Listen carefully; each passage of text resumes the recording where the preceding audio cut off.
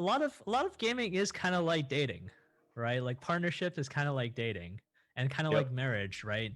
A lot of the time, like you have to be 100% sure that you want to get in bed with them, because if you don't trust them 100%, then like, it's very shady, or you're not going to have a fulfilling partnership. So I think a lot of relationship advice could actually carry over to how partnerships works in gaming.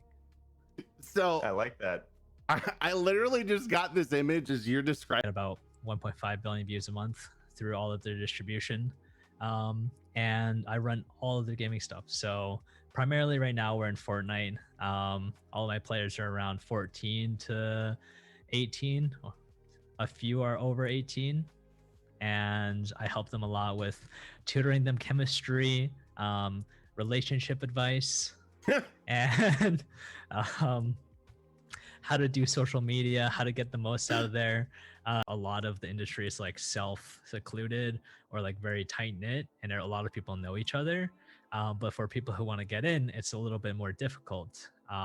Even when you volunteer, even when you do all these other things, like you might get an opportunity once in a while, but the barrier to entry, unless like a lot of people, is very difficult. So I feel like if there's more people that are willing to mentor younger people about like, hey, this is how you run a production, this is how your skills from school are actually applicable to what you could actually do, right?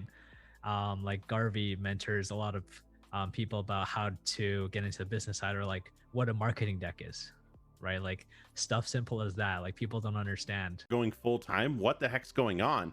So I've started paying a little bit more attention to what's happening on that platform, specifically because it's like, what are they doing differently, right? How are they engaging differently with their fans? And that's where I saw the note of them pulling their audience to other platforms.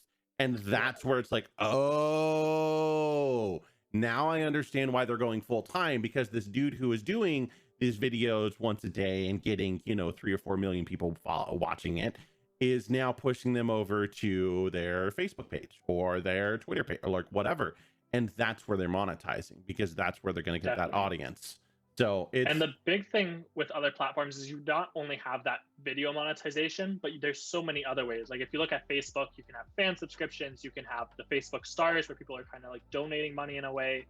YouTube's got their subscriptions. And then Twitch also a lot with many creators is you start to build new audiences when you start to go across multiple platforms, because they all have different demographics, right?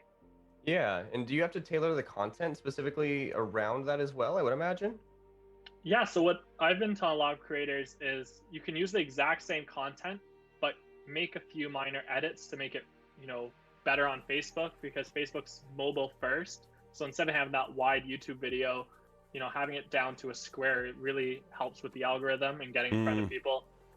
And then the second thing is an hour-long video or 45-minute video doesn't do as well on the platform either. So if you can crop that down to about 4 to 6 minutes is kind of the sweet spot, that really helps as well. And then you can just kind of take that long format content, cut it down, and it's good to go.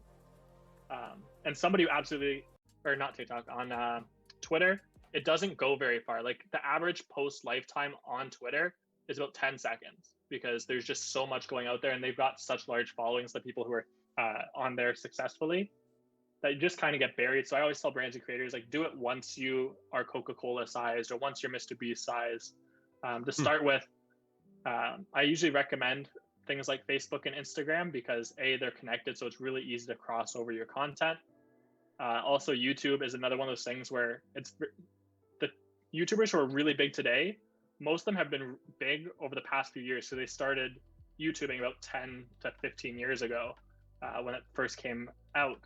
And that's why they're so successful now. That's why you have the Mr. Beast, in Europe, you've got Pointless Blog or Zoella. They've been there for so long. So it's hard to really compete. But on Facebook, Instagram, TikTok, you can start off. And with that, you can do some really cool things as well. But then they're beta testing Instagram monetization through both Instagram Reels and the IGTV. And now there's the paid online events, and they're also beta testing 2 other things. One is ads and short videos. So it's always been that you have to have at least a 3-minute video to monetize on Facebook. Mm. I've noticed recently some accounts are getting the ability to monetize a 1-minute video. And that's because instead of having a video ad in the middle of it, they're doing like an image ad. And that allows you to earn a couple more dollars when you've got those short-term contents. And the last thing I saw is we're actually beta testing live stream ads. So that's going to be really cool as well. Oh, wow. Nice. Yeah.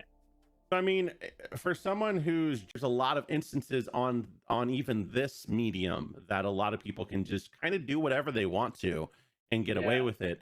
And I think that this era of influencers getting away with stuff is going to come to a close here soon. Well, it's starting to, isn't it? Because we're is. even seeing some of the major companies censor, or if not censor, at least put out warnings for things that may not be factual anymore. Which, if the news was doing that a long time ago, we'd have to go back and rewrite a lot of the history books, is the way that I look at it. So, what do you feel like is going to be that next push of content platforms actually being able to censor their content in a way that is, I guess, is it healthy?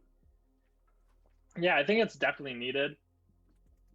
If you look at Facebook, they've kind of been the forefront of